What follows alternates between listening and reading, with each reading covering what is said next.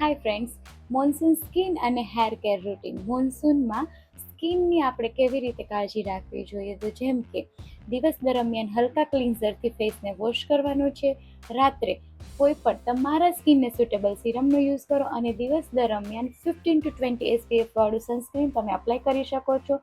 જ્યારે hair care રૂટીનમાં કઈ રીતે કાળજી રાખવી જોઈએ, જ્યારે તમે ચોમાસામાં પલળી જાઓ છો તો તમારા હેરને ડ્રાય કરો, કારણ કે ભીના વાળમાં ડેન્ડ્રફ થવાના ચાન્સીસ વધી જશે અને હેરફોલ થવાનું પણ વધી જશે. આ ઉપરાંત તમે હેરને પ્રોટેક્ટ કરવા માટે કેપ પણ યુઝ કરી શકો છો.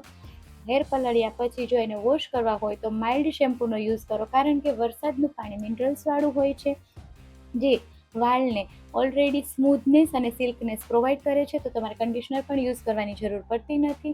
હેર વોશ કર્યા પછી ડ્રાય થયા પછી હુંફાળા તેલની માલિશ પણ કરી શકો છો, જેથી હેરના રૂટ સ્ટ્રોંગ બનશે અને હેર વધારે મુલાયમ અને સુવાળા બનશે.